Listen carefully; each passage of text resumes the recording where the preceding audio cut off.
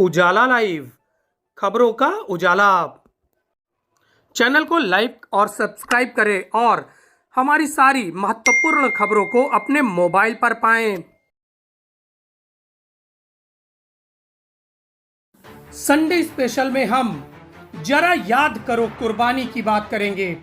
जी हाँ, वह कुर्बानी जिसकी वजह से हम खुली हवा में सांस ले रहे हैं, तिरंगा यात्रा निकाल रहे हैं, जल में तिरंगा लेकर तैर रहे हैं, कैनोइंग कर रहे हैं और इसके साथ ही अन्य जगहों पर जश्न मना रहे हैं। तिरंगा यात्रा का यह जश्न कैसे मनाना शुरू हुआ, क्यों मनाया गया, इसके बारे में हम विस्तार से आपको बताएंगे। संगम नगरी प्रयागराज के शहीदों की एक बड़ी फेहरिस्त है। इस फेहरिस्त में सबसे नन्हे शहीद यानी रमेश दत्त मालवी का नाम सबसे ऊपर आता है। 14 साल के इस शहीद को घर वालों ने घर में कैद कर दिया कि वह शहादत के लिए आगे न जाए, आज़ादी की लड़ाई न लड़ सके। लेकिन शहीद के दिल में तो कुछ और ही था। शहीद ने अपने घर की चारदीवारी लांघी और अपने नन्हे बच्चों की टोली के साथ 14 वर्ष की उम्र में अंग्रेजों से लोहा लिया। अंग्रेज सरदार के आंख में पत्थर मार दिया, जिसके बाद अंग्रेज सरदार बौखला गया और उसने 7 गोलियां चलाई, जिसमें शहीद रमेश दत्त मालवी को 1 गोली लगी और वह शहीद हो गए। चौक में ऐतिहासिक नीम के पेड़ से यह यात्रा शुरू हुई तो झंडे वाले पे खत्म हुई। चौक का ऐतिहासिक झंडा लोकनाथ मंदिर के पास प्रसिद्ध है और इन्हीं रमेश दत्त मालवी की वजह से आज 24 घंटे वहां पर तिरंगा लहराता रहता है और शान से कहता है, शहीदों की चिताओं पर लगेंगे हर बरस मेले, वतन पर मरने वालों का यही बाकी निशा होगा। चौक पर कोतवाली के पास 7 नीम के वृक्ष थे और इन नीम के वृक्षों पर 800 से ज्यादा शहीदों को लटका दिया गया और आजादी के मतवालों की यह शान की मौत थी। इस मौत से अंग्रेजों ने हिंदुस्तानियों को डराने की कोशिश की, लेकिन हिंदुस्तानी अपना सीना चौड़ा करके जय हिंद का नारा लगाते हुए आगे आए और हमें आजादी दिलाई। देखिए, यह जो नीम का वृक्ष है जिसकी छांव में हम लोग बैठे हैं, ये इलाहाबाद का ही नहीं, इस देश का सबसे बड़ा शहीद सिद्ध स्थल है। 800 से ज़्यादा लोगों ने यहाँ पर अपनी गर्दन जो है इस देश की आज़ादी की लड़ाई के लिए जो है कुर्बान कर दी।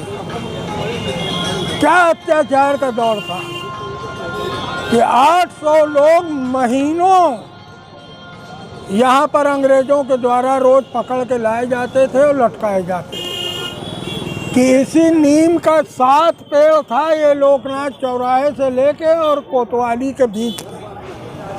इन 7 पेड़ों को जब यहाँ शहादतें पूरी हो गई तो उसके बाद स्थानीय लोगों के द्वारा इस पेड़ पर जो है फूल माला, अगरबत्ती, धूप बत्ती और दिया जलाया जाने लगा। पेड़ों की पूजा शुरू हो गई। अंग्रेज गड़बड़ा गए कि ये तो जो है एक पूजा का स्थल होता जा रहा है। सारे पेड़ों को कटवा दिया। कि सामने ठीक जो आप बाजार देख रहे हैं, म्युनिसिपल का मार्केट जो है, जिसको बरामदा भी कहते हैं, इसका प्राचीन नाम पटे बाजार है। ये गढ़ैया था, यहाँ पर जो है तालाब था। जिनको फांसी पे लटकाया जाता था उनकी लाशों को यहीं पर फेंक दिया जाता था और उसके ऊपर मलबा डाल के उसको दफन कर, तो उनको पाट दिया गया और उसी के ऊपर जो है ये मार्केट बनवाया अंग्रेज़ों ने। उसका नाम देसी भाषा में पटे बाजार भी आज भी बोला जाता है। अब बाजार भी हो गया। चौक बाजार जो है ये सबसे व्यस्त बाजार है। आज भी हम लोग जब निकलते हैं तो इस वृक्ष के नीचे नमन में सर अपने आप झुक जाता है। ये इतना जो है सिद्ध पीठ है शहादत का कि ये पूरे देश को प्रेरणा देता है, पूरे शहर को प्रेरणा देता है कि अपने देश की आज़ादी के लिए अगर फांसी का तक फंदा भी चूमना पड़े तो कोई पीछे नहीं हटेगा। जब भी हम यहाँ आते हैं तो इसको देख के एक तरह से हम लोगों का खून खौलता है कि उस समय 1857 में जो अंग्रेज़ यहाँ पर नील हुए थे, जनरल नील हुए थे, किस तरह यहाँ पर गदर मचाए थे। यहाँ के छोटे छोटे जो गांव हुआ करते थे वहाँ से लोगों को पकड़ के लाते थे और इसी 7 नीम के पेड़ पे टांग देते थे, क्योंकि जो ये जीटी रोड हुआ करती थी यहाँ से जो भी गुजरे उनको एक दहशत हो कि ये क्रांति के ऊपर कोई खड़ा ना हो, इस वजह से कि लोगों के दिल में दहशत आए और दूसरा आज़ादी के लिए कोई खड़ा ना हो। लेकिन फिर भी हमारे क्रांतिकारी 1857 से लेकर 1947 तक क्रांति की जोश जगाए थे और उसी की जोश में हमारा आज़ाद 15 अगस्त 1947 को आज़ाद हुआ। और जब भी हम आते हैं ये देखते हैं स्मारक तो ये हमको पढ़ के अच्छा लगता है कि हमारे जो 800 शहीद हुए हैं उनको देख के जोश आता है कि काश आज के युवा में भी ये खून का जज्बा हो। हम लोग जैसे प्रधानमंत्री जी बोले थे हर घर तिरंगा होगा, हर मन तिरंगा होगा, उस तरीके से हमारे स्विमिंग वाले सर ने हम सबको बुलाया, हम लोग को स्विमिंग कराई और स्विमिंग के तौर पे हम लोग ने तिरंगा लहराया, यात्रा करी सब लोग साथ में जी। और सब लोगों ने साथ में मन से करा और सब साथ में कर रहे थे, बहुत अच्छा लगा और ऐसे ही हर साल हम लोग करते रहेंगे। बहुत अच्छा लग रहा है अपने देश के लिए कुछ करके, स्विमिंग सीख कर उसके ज़रिए अपने आप को, अपने देश को दिखाना बहुत अच्छा लग रहा है। जी में तिरंगा लहराने से बहुत अच्छा लगा, बहुत अलग अनुभव था ये और ऐसे हर साल करते रहेंगे और हमेशा करेंगे।